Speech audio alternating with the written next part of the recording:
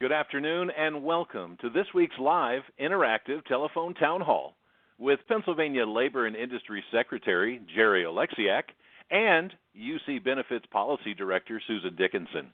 My name is Dirk and I'll be the moderator for this call.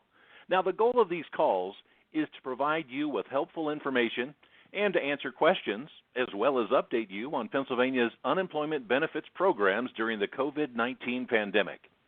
Now, as I mentioned, this is an interactive forum, and we would love to hear from you. We'll be taking as many questions from participants as we possibly can live during this call. If you have a question, you can press *3 on your telephone keypad at any time, and you'll be placed in line to speak with a member of our staff. They'll take down your name and where you're calling from. Then the next time you hear your name, you will be live on the call and able to ask your question directly. If you're streaming the event on our website, all you need to do is type your name and question below the streaming player. Remember, if you want to ask a question, please press *3 on your telephone keypad. Now, we do receive a lot of questions during our live calls, so if we're not able to get to your question today, please send us an email at uchelp@pa.gov. So let's get this week's call started with an update from Secretary Oleksiak. Secretary, the floor is yours, sir. Thank you, Dirk, and thank you everyone who has joined us today. Thank you, Susan, for joining us yet again. I want to welcome you all to our 14th town hall, and we hope you find these as valuable as we do. Let me give you some number updates before we begin. Since March 15th, through the traditional unemployment compensation and through the CARES Act, we have paid out over $25 billion with a B dollars in unemployment benefits, $25.2 billion. And we still have more to do. We know that. I can tell you that 97% of eligible claimants who filed for the regular unemployment between March 15th and July 11th have been paid or were determined to be ineligible benefits. So again, that's 97% between March 15th and July 11th. The remaining 3% need to be reviewed by staff, and that's what takes some time as we are waiting for other information, and we have to manually review those claims. Our unemployment compensation employees have worked about 265,000 total overtime hours since March 15th, and we have increased that staff, more than doubled our staff, to close to 1,700, maybe a little over 1,700 employees who are working to support our unemployment compensation system. As I say every week, we are very proud of the work that we're doing, but we will not be satisfied, and we aren't satisfied as long as we know there are still some of our fellow citizens who need to know where their benefits are and when they will receive them. The most recent development in unemployment compensation is the lost wages assistance, and that is the additional federal benefit that will be provided. As you know, the extra $600 benefit ended in the last week of July. We applied to the federal government, working with our colleagues at PEMA, the Pennsylvania Emergency Management Agency, and we were approved for distributing those funds on Monday. The program provides $300 a week. We are in the process of getting that done now. It does require a new system. We can't commingle those funds with our traditional knowledge. So we are working on this quickly, anticipating that will be at the end of September. We will be sure to keep you updated on that. Unfortunately, it's not as easy as pushing a button or to change over from a $600 program. This wages assistance is not a true unemployment compensation program. It is administered by FEMA, the Federal Emergency Management Agency, and not the traditional source of our fund, which is the Department of Labor. So I know, talking to other states, that they are in the same situation, experiencing some delays to get this going. But we are working as quickly and as effectively as possible. To qualify for the extra $300, you must receive at least $100 per week in unemployment benefits. And unfortunately, that will make about 30,000 Pennsylvanians ineligible to receive that supplemental payment. The grant will be retroactive till August 1st. So we were awarded $1.5 billion. We expect to be able to, we will use those dollars to pay the retroactive weeks, but after that we have to apply every week to see what funds are available. There are $44 billion available from the federal government, and states that are part of it, and all but one state has to apply. Either way, the program will end when the $44 billion runs out, or if Congress does enact legislation to provide supplemental benefits, or December 27th. So there are three possibilities for when this will end. This is not the program, frankly, that we had hoped to see. We had hoped to see a continuation of the $600 benefit, but Congress has yet to resolve that particular issue. We will get that program going as quickly as we can, and hope that Congress will continue to talk and another way around this. One other quick update on the fraud situation. We are continuing to see instances of fraud involving our Pandemic Unemployment Assistance Program. As you know, this is a widespread, nationwide problem. It's targeted unemployment compensation benefits programs, particularly all across the nation. And we are urging all of our fellow Pennsylvanians to remain vigilant, to recognize the scams when you see it, and know what to do if you become a victim. If you go to uc.pa.gov/fraud, that's uc.pa.gov/fraud, you can get a lot of information on this, a list of the warning signs, details on how to report it, and instructions for individuals to return any fraudulent benefits that you may receive. We also want to remind you that on our website we have links for troubleshooting and error code guides. This is, as you know, a very complicated system, unemployment, a lot of federal requirements, state requirements, and if you are unfamiliar with it, as many folks are who are applying for the first time as a result of COVID, these guides can help you. There is one particularly for PUA, the Pandemic Unemployment Assistance. That is at uc.pa.gov/unemployment-benefits. Again, uc.pa.gov/unemployment-benefits, and there will be a link to PUA. And if you look through that page towards the bottom, you will see the PUA issue guide. And for regular UC, there are also tools that you can find at the same website, uc.pa.gov/unemployment-benefits. So we would encourage you to use that, and some of the questions that you need answered may be able to be answered through those guides.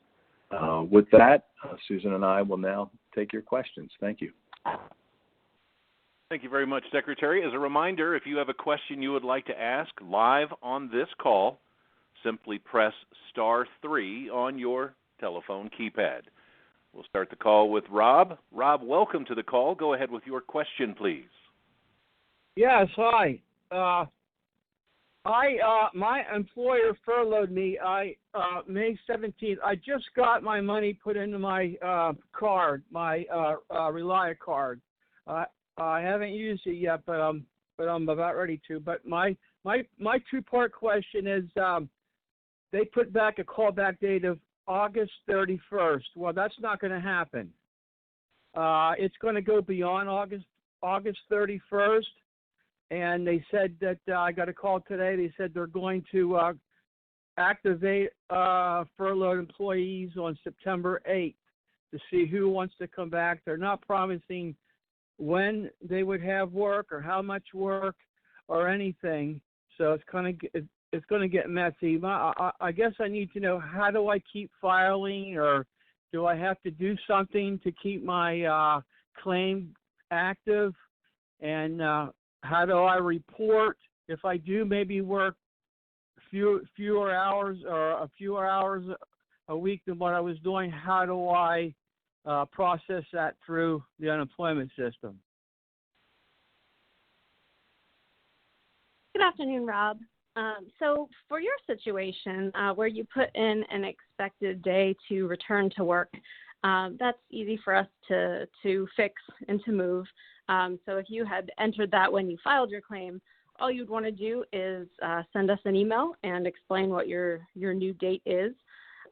We are, as we have staff, going through every week to see when people have filed and they have payments that are pending for some reason, and they look and see why they're pending and see if they can make the payments or if they have to contact the person. What will happen is if your payment, if you do have that expected date of return on your claim, and you file for weeks, once that week passes, your payments will be held with that date in mind. Any weeks that fall after that, they'll be held and a staff person will contact you. However, you don't have to wait. That would be, a week or so from now. You could just drop us an email today at uchelp@pa.gov and explain what your new date is, and then someone will remove the date so it doesn't hold up your payment, and they will, then you'll be able to keep claiming normally until you get to your new date of return. If you feel like there may be a chance that it could be pushed again, then I would suggest maybe just not even giving us a date of return. That way it doesn't hold it up again. I mean, normally dates of return are good without the pandemic, without the disaster. What that does is it provides individuals, if they have a date in writing, they're exempt from the registration work search requirements that people normally have to go through. So in this case, right now, we're work search and registration is waived. So having the expected date of return isn't necessary. It doesn't really give any benefit to you. And of course, on both your end and our end, it holds up payments and it's extra steps. So you can just drop an email to uchelp@pa.gov, or if you're not online, you can try giving us a call. But if you can't get a hold of us, your payment will be held, and someone will be in touch, to just verify if you are back to work. And if you say no, then they'll just remove the date and they'll make the payment. All right, moving on. We're joined now by Jason. Jason, welcome to the call. Go ahead with your question, please. Hi, my question is, when the call first started, it was muffled. I didn't get much of the answer as far as the 300 goes. I have a couple of part questions. I wanted to find out, do we know when the 300 will go into effect? And is Pennsylvania kicking in the extra $100, making it $400 per week? And then my second part of that question is, if we start getting that $300 or $400 per week, and Congress decides to put forth a package like a month later and make that retroactive, will we get that retroactive on top of it, or will it just count what we got from the FEMA and we won't get the retroactive Congress money? I can answer that question. The second part of your question is I think easier to answer. We just don't know. It depends on what that legislation would look like and how it would address the payments that had already been made. So we would just have to watch and wait and see, along with everyone else, what Congress decides to do and what they would decide about any dollars that have already been distributed through the Lost Wages Assistance Program. We are working on that, getting that system up and running now. Excuse me. We expect to have that ready to go by the end of September. And we will be doing only the $300. I was on a call yesterday with several other states, particularly in the northeastern part of the country, talking about this. And across the country, there's only one or two states that are doing the $400. Our match will come, and this is part of the law, which is kind of into the weeds. Our match on the $100 match that we have to do will be considered dollars that we are already paying out of our trust fund. The reality is that between the CARES Act dollars that we have left and the situation with the state funds right now, we don't have that extra $100 to put in. So we are doing what the law allows, which is to cover it with the trust fund dollars that we already are paying. And I'll add one thing, just for everyone's awareness, that the FEMA money that we have so far, we've applied, we've been accepted. It is tied to specific weeks, much like the FPUC program in the law was tied to specific weeks of unemployment. This is the same. So right now, Pennsylvania has been approved for the weeks ending August 1st, August 8th, and August 15th. And at that point forward, FEMA doesn't let you apply for more than 1 week at a time. So every week we'll be applying for the next week of benefits, the next week of benefits. And at some point they will start disapproving applications if the fund has run out, which is likely why they have people applying just 1 week at a time, because they have to watch it very closely. And of course, this is disaster money, and we all know what's going on down in Louisiana and Texas last night. They do have to tie it to very specific weeks. So we will be keeping everyone updated on our website as benefits are available, as we're able to, we know which weeks are approved and which weeks will be available for individuals to claim. Moving on, joining us now on the line, we have Stephanie. Stephanie, welcome to the call. Go ahead with your question, please. Yeah, thank you. That last answer was a little bit confusing. You're saying from August 1st. So we've already received unemployment, but we haven't gotten the additional money. Is that going to be paid later, or do we have to reapply for that? Secondly, all that additional money that we've received, is that taxable, and what is the percentage? Do you know? Hi, Stephanie. So for the first question about applying for it, your base unemployment you've already applied for. For most people, it's already been paid. So what we have to have you do, and this is why it's not just like an easy flip on the switch kind of a thing, we're actually creating a system that's going to have to go back and ask you one question, and that question is your unemployment related to COVID-19? And that is the requirement of FEMA, of the program. So for individuals who've been filing on the PUA program, we already have that information from you because the PUA program is predicated on you being unemployed due to COVID. So for those individuals, we don't have to go backwards and ask another question. For everyone else, we will have to go back and ask you to certify that for each of those weeks.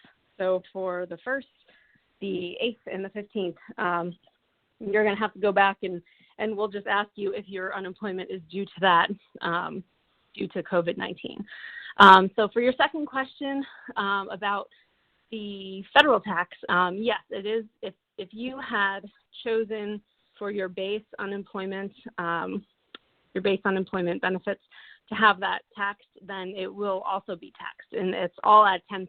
That's what it is for the basic unemployment benefits. So that's what it is for everything else. Thank you very much, Susan. Let's go ahead and segue to a couple of online questions. And I'm looking at one right now submitted by Stacy. And Stacy says she's exhausted 26 weeks of UC and is about to exhaust 13 weeks of PEUC and wonders, is there another extension of PEUC after that? Hi, Stacy. There's not another PEUC extension yet, but there is the state extended benefits program, which is another up to 13 weeks. So it depends. When it comes to PEUC, everyone got 13 weeks, but when it comes to extended benefits, it's tied to how much you got on your regular UC claim. So if you were entitled to 26 weeks on regular UC, you'll be entitled to half that on extended benefits, which is 13 weeks. So what will happen is when your claim runs out of money, 2 days after the last payment is made to you, that's when the extended benefit claim will set up automatically. And then you will receive a financial determination in the mail. When it comes to filing for weekly benefits, though, biweekly benefits, you don't need to wait for anything in the mail. You can just continue claiming. When it comes to the extended benefits program, you can continue on a biweekly schedule if that was most convenient for you and that's what you want to do. But actually, the extended benefits program, it will offer you 1 week at a time. So if you wanted to go in and claim benefits every week, get payments every week on extended benefits, you could do that instead of waiting 2 weeks. That part's completely up to you. So what will happen is once your claim sets up, the financial determination is printed out in our mailroom to be mailed to you. You will, the next Sunday at the earliest, we'll be able to see when you log in as if you were going to file your biweekly benefits. There will be a message there about your claim. It'll say something like your claim is expired or something because it's looking at your EUC claim. The way that you know if EB is set up and ready to go is there will be a specific button at the bottom of that page after you've logged in that offers you option to file for extended benefits. So as long as your button is there and it says, you can file for extended benefits, then you can click on that button and it'll offer you any weeks that are available. It will not offer any more than 4 weeks. 4 weeks is the maximum in case you miss filing biweekly. So it'll be anywhere from 1 to 4 depending on when you file. So if you've waited, let's see, after your last payments are made and your account balance is 0 and it has been 0 and you still don't have the extended benefit button available, the following week, and you think something might be wrong, if there is something wrong, then just send us an email at uchelp@pa.gov and we'll take a look at it. I know once in a while individuals' EB claims aren't building for some reason. So just in case that does happen to you, drop us a line and we could take a look and make sure that gets set up. Sometimes, though, there may be a good reason for it. For example, if you happen to be an individual whose benefit year for your regular benefits ends at the same time you were supposed to go to extended benefits, then the extended benefit claim isn't going to build. And that's because when someone's regular benefits end, the year ends, you are then supposed to you're supposed to be tested and see if you can qualify for a new UC claim before you proceed on any extensions or anything else. So we have to check and see if you are eligible for a new claim before we can let you go on to an extension. And again, that's if your benefit year has ended. If your benefit year has not ended, there would be no possibility of a new claim because you can't have 2 claims at the same time. So that could be a reason if it doesn't build automatically why that's happening. If anyone who's listening is in that boat, you can just proactively go online and file an initial claim, and that will tell you whether or not, if you're eligible, it'll set you up and you'll start filing on the new claim and everything's good there. But if you're ineligible, then you know that you'll be able to continue going on the extension claim. Thank you very much. I'm not sure if this next online question really dovetails in here, but this one was submitted online by Amy. How do I know if I qualify for extended benefits and how do I apply to get them? So there's 2 different extended benefits programs. If you're on a regular UC, then you will be moving next to the PEUC program. And I'll just preface this by saying there's a lot of good information on our website, www.uc.pa.gov/PEUC. We actually have a different page on our website for all of our programs, so like /PUA/PEUC. You can look there and get all the information. But I'll tell you real quick that the PEUC program, if you're within your benefit year, then that, just similar to how I was explaining for extended benefits, your claim will set up automatically. If you're not within your benefit year, so your UC benefit year has ended, regardless of whether or not you used up all the money on your regular UC claim, if your benefit year has ended, you will have to apply for it. And again, the reason that we don't automatically set those up is because we have to check and see if you can qualify for a regular UC claim. So once your benefit year ends, you'll want to file a regular UC claim and just see if you qualify. But if not, then you can continue on the extension. After PEUC is over, if you use all of those 13 weeks, then there's the extended benefits program, which I was describing a moment ago. Now, extended benefits is a little different from PEUC in that it does have the variable amount of weeks available. So if you were someone with a short unemployment claim, say you only had 18 weeks of regular unemployment, you would only have 9 weeks of extended benefits. So it's half of what you had for regular UC. And anywhere in between, if you had a 19-week claim, then you get 9.5 weeks of extended benefits. I know that sounds weird. That's how the law is. So anyway, so you can apply for PEUC. That's your first step after regular UC. If your benefit year has ended, you can apply online, and then we will evaluate your claim and your situation. We'll look at your wages to see if you can qualify for a new UC claim or if we're just going to move you along to PEUC. And for extended benefits, there's an additional qualifier. And again, extended benefits comes after PEUC. There will be an additional qualifier when you get there. Not everyone is eligible for extended benefits because there's a wage test that has to be passed. You have to have whatever your high quarter was in your base year for your regular claim, and you can look at that on your financial determination that you received from your regular claim. You need 1.5 times those wages in your base year outside of your high quarter. So there's more information about that on our website. It's just an additional test that's in the law. Makes it a little more complicated, and most people do pass that test. There's very few people who don't have enough wages in their base year to pass the test. So, the majority of individuals will be eligible for the extended benefit program. But in case you do not pass the test, you do receive a determination, and you do have the right to appeal that if you feel that there are any missing wages in your base year that we don't have, that we should, in order to calculate and to clear your denial. So I hope that helps. Just make sure you check out our website, www.uc.pa.gov, and you can look at these various programs online. And our next online question was submitted by Gloria, who asks, do I have to submit a resignation letter in order to homeschool my child because his school is closed due to COVID-19?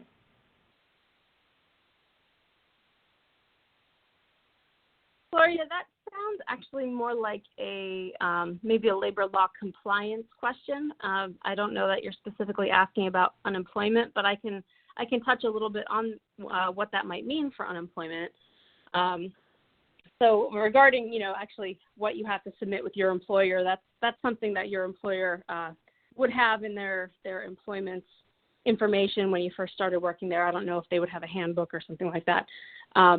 But regarding the unemployment side of things, if you or anyone who's listening does have to quit a job or maybe take a leave of absence or maybe have, a schedule change, reduced hours due to having to stay home with your child, during the pandemic, it's possible that you could still be eligible for UC benefits. It's not a very black or white answer. We're not able to say, for sure. It depends on your situation. It depends on, what measures, what was available to you and to your child, if anyone else is available to watch them, if, what measures you had to take to get where you are. So an examiner would reach out to you, to get all the information and make a determination of eligibility. Now, even if someone is, denied benefits on regular UC for this reason, it's possible that you could qualify on the PUA program. The CARES Act specifically addressed this, and they addressed it in a manner where the school is closed. So that's where right now it's not really, this was, the CARES Act was passed back in March. The situation is a little different right now. A lot of schools aren't closed. They're just, some students are going in person, some are online. There's, a mix of things going on. So the CARES Act may cover you, and again, it depends on the situation. The examiner will get the information from you, and they may ask for documentation. So regarding a resignation notice or anything like that, that would help if you do provide that to our examiner when they do contact you, and that will help them assess the situation and make a determination about your benefits. Thank you very much, Susan. And remember, if you're streaming this event on our website and you have a question, just type your name and question below the streaming player. And if you want to ask your question live on this call, simply press *3 on your telephone keypad. So we're going back to the phones. We've got Brian joining us now. Brian, go ahead with your question, please. Yes, hello. Basically, I think I had the 261 code for the verifying identity. I sent my documents in, but I haven't received the payment. I haven't received the payment in 6 weeks. And my question is how long does this take regarding processing? It's just been forever, and I'm just trying to wait for the payments to start back up. Hi, Brian. So for processing, it could take normally about 3 to 4 weeks. You had mentioned it was 6 weeks. We did have a little bit of a bubble in the beginning where there was a lot of them coming in at once. And what we're doing is we've been able to send some over rather than have staff have to touch every single claim individually. We've been able to use technology to our advantage in some cases and have our vendor release some across the board where we see that there's no issue. And we're also still working on that. We're working on better ways to do identity verification that aren't going to have to take us or our staff in order to look at every single claim and that holds up your benefits. We're looking to do things more with technology to verify who people are. So what we're going to do is I recommend to everyone, in the next several weeks, keep watching your email for our messaging.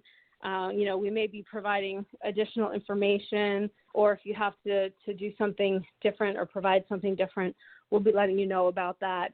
Right now, staff are still just going through them to check your dashboards. Once they read your email to say that your documents are in your dashboard, then they will go to your dashboard. They will look at the documents, and they will, as long as there's no issues, remove the issue and then release your payments. And actually, I should back up a moment for anyone who is listening in this situation. Remember that you do have to send an email to dliverify@pa.gov. Again, that's dliverify@pa.gov. Because if you just upload documents to your dashboard, there's no way that the system tells us that you've done that. There's nothing prompting us to look at your claim. So you upload the documents and then make sure you just drop us an email and say, hey, my documents are in my dashboard. Please give it a look. And then we'll be able to handle it. So right now it is a little bit slow. We're going quickly as fast as we can. And soon I think we will have more technology to help us be able to handle this faster. All right, moving on. We've got Stephanie on the line with us. Stephanie, go ahead with your question, please. Yeah, a couple questions here. You were saying about the monies that they will be paying from FEMA, the $300. Where do you go to apply for that? On the computer, or do you call? And secondly, if the government comes back and decides to pay the $600, are you better off not to apply for that?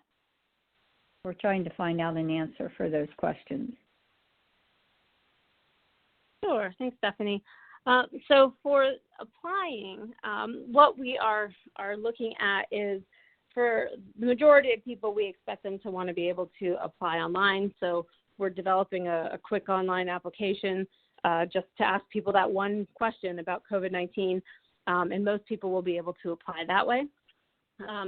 We're also, in the notice that we're going to send to individuals, we're also going to include a paper application for those people who do not have online access. And, there are several of those people out there, especially during this pandemic. We've really, seen a lot of that where individuals really do need our assistance over the phone or on some sort of paper method. So we will be sending something. Generally what we do is we look in our claim system. Whoever gave us an email address when they open their claim, we'll send them an email and we'll assume that that person has online access since they have an email, and we'll contact them that way. And for individuals who did not supply an email address, that's who gets paper forms and things from us. So that's how we've done it for all the CARES Act programs, and we will likely, even though this isn't a CARES Act program, likely do that for this. And then, be able to have a place where they can mail them and we can process those payments.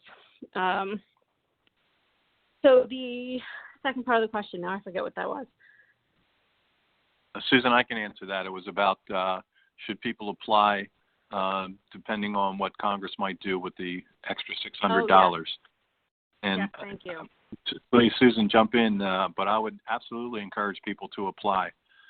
There's no guarantee that Congress will do anything related to extending benefits, or even if they do, that it would be to the $600. So please, if you have the opportunity to apply for the $300, I would apply. And Susan, you can add to that if you'd like. Yes, that brings two things to mind. The guidance from FEMA, in putting in our application for Pennsylvania, they specifically wanted to know from us and pretty much wanted us to promise that we will, in our notification to people, tell them to apply immediately, don't wait. So our messaging that you see from us, whether it be an email or on paper, it's going to be apply right away, don't wait. So we'll make sure that is in there. As far as the, what is going to happen, as the Secretary mentioned, we don't quite know if anything will be passed and how it will affect this. And the U.S. Department of Labor and FEMA both gave that to us in their guidance. They acknowledged that, something may happen and that they cannot provide guidance to us at this time. It will depend on what the law says if something is passed, and that will tell us how we have to treat it or what we have to do in order to switch from program to program. So, we will wait and see. So far, we're still moving ahead with the LWA program. All right, our next caller is Lachelle. Go ahead with your question. You're live on this call. Yes, hi. I haven't received my PUA benefits since the week of July 4th, and I sent in all the documentation, birth certificate, driver's license, Social Security card. I sent in 1099s, everything. I sent the email to DLI-verify@pa.gov, and now I'm going into week 9 at the end of this week and still haven't received any notification or any benefits, and I want to know what recourse I take at this point because I can't go on. It's been like the entire summer almost with no benefits. Yeah, Michelle, it does sound like you've done everything correct, and we just need to review your information, and if everything checks out, release your benefits and release the hold on the claim.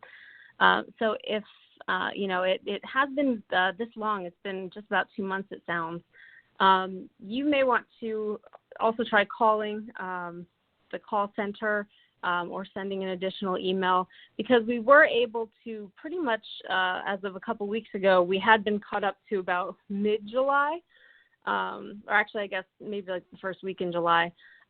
So if it sounds like you had sent everything prior to that, so there may be an issue particularly with your claim. If there is, though, I will say we're not just going to hold someone's benefits indefinitely.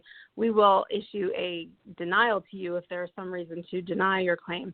However, if it's just an identity issue, it could be that maybe I don't know if some of the documents aren't readable. If there is some sort of issue, someone would just be reaching out to you to say that they need something in addition to whatever you've given. So it's worth, I know you said you've already emailed. I would send another follow-up email and put there the exact date. It's been a long time, because I know we have moved past those dates, and we are, looking at more recent claims at this time. So it sounds like it might be something specific to your situation.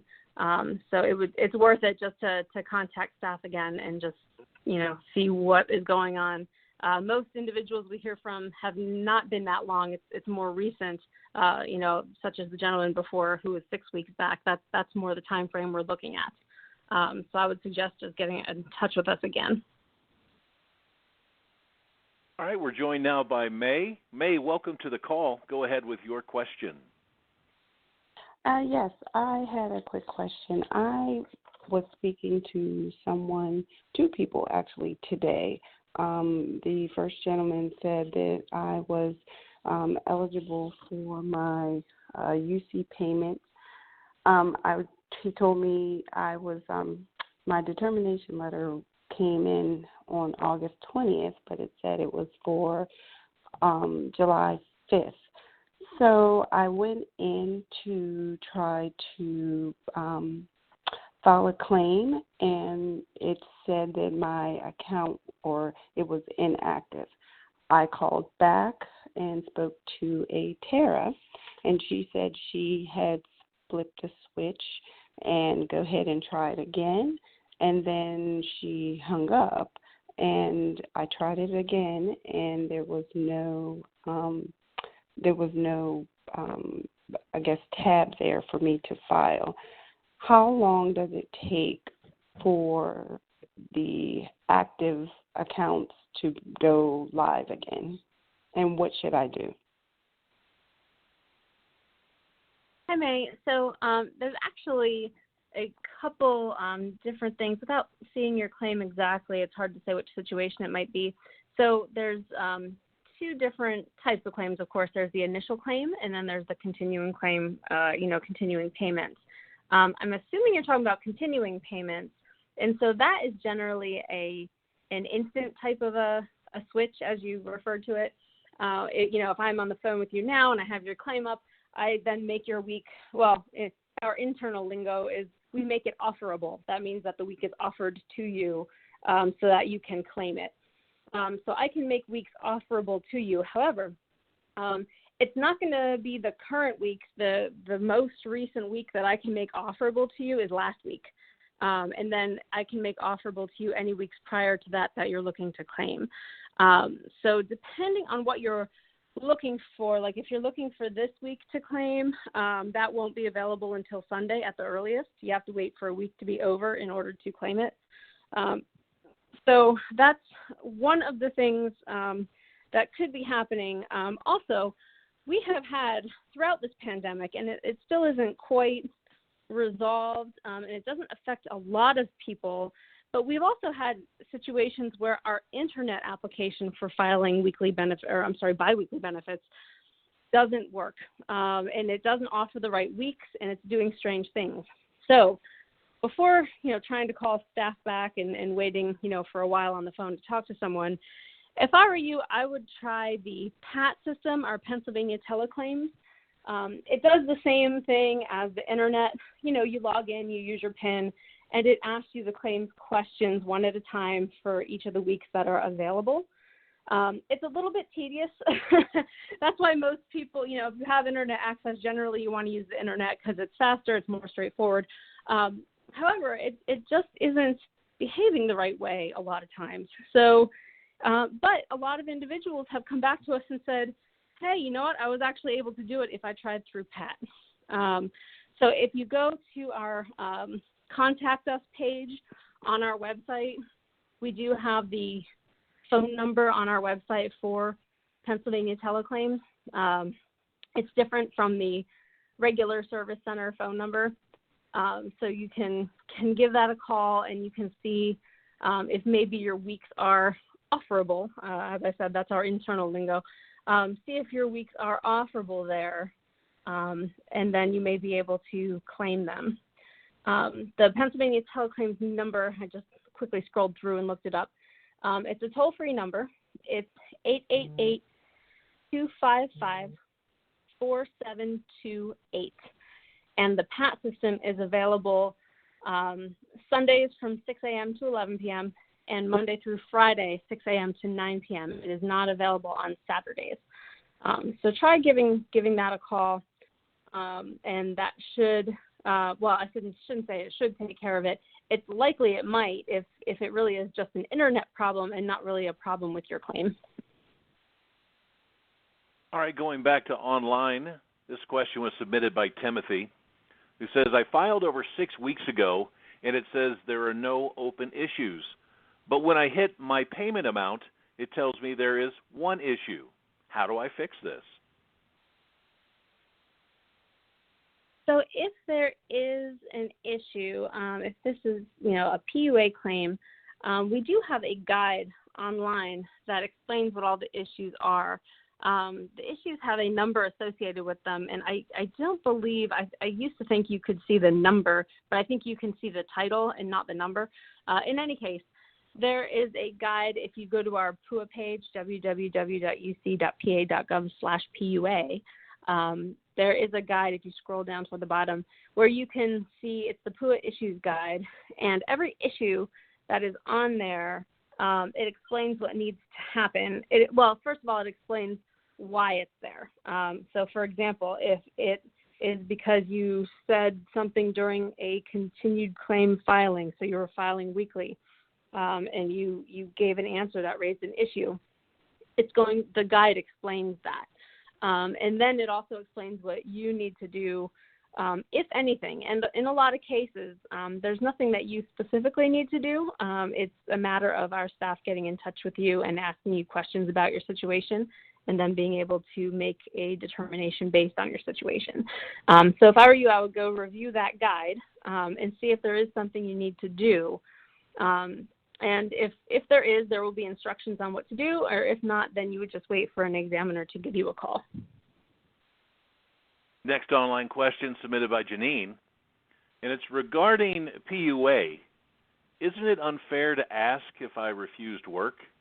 I uploaded my doctor's note saying I should stay home for my grocery store job, but I haven't gotten any answer about my claim for 19 weeks.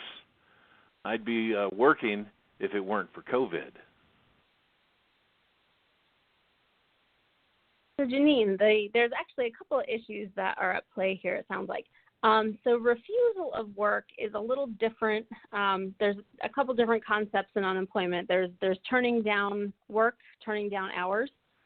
There's refusing work, and then there are like leave of absence, voluntary quit, able and available issues. So let me briefly talk about those. The refusal of work is really refusing a new job. So that's a new employer who, is offering you a position and you turn it down. So that's the refusal of work category. Refusing hours or declining hours would be like if you're scheduled at your job for certain hours, but let's say, you felt ill and you had to leave. Those hours that you could have worked, but you were ill, so you couldn't work, those are refused hours, and you would report those actually as earnings, and we deduct those from your weekly benefit.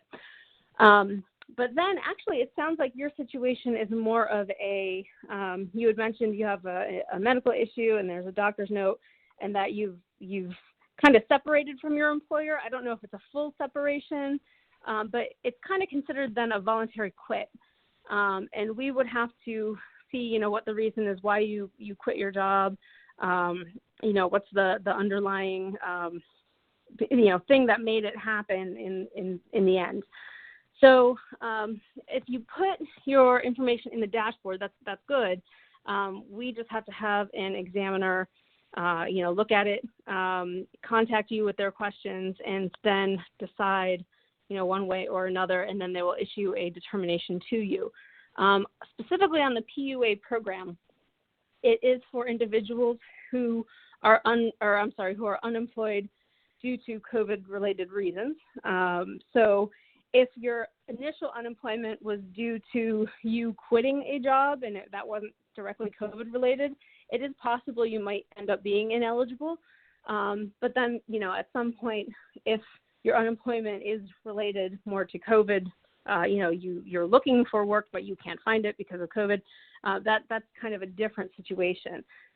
So what the examiner is going to do is they're going to look at your initial separation from your employer and the reason you did, and they'll issue a determination based on that situation first.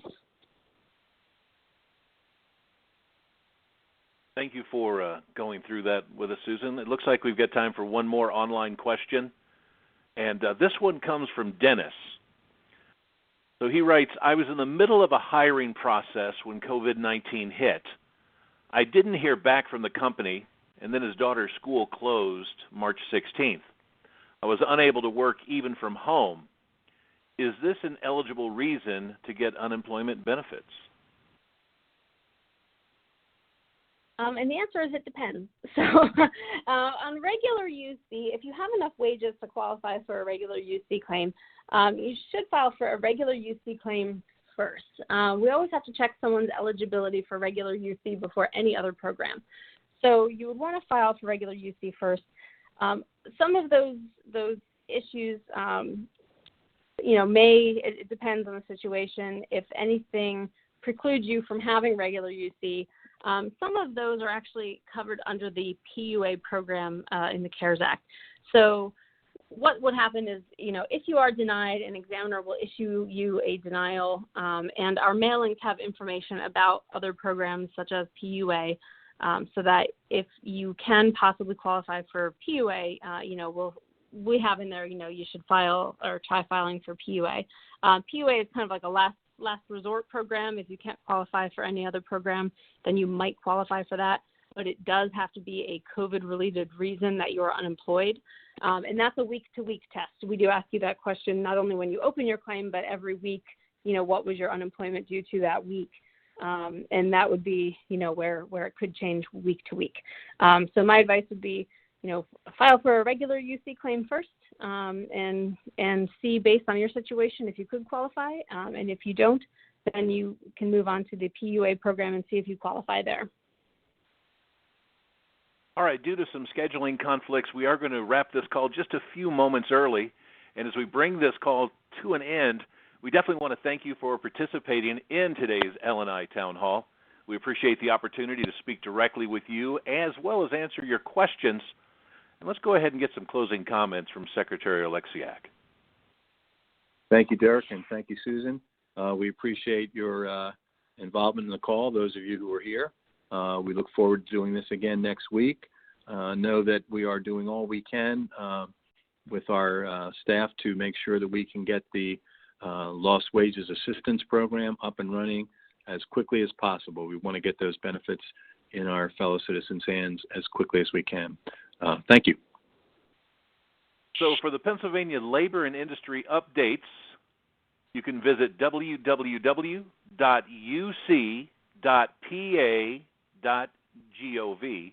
And once again, if we weren't able to address your question today, please send us an email at uchelp@pa.gov. Again, uchelp@pa.gov. Thanks to everyone for taking the time to participate in this call. We hope you stay healthy and safe and have a wonderful day.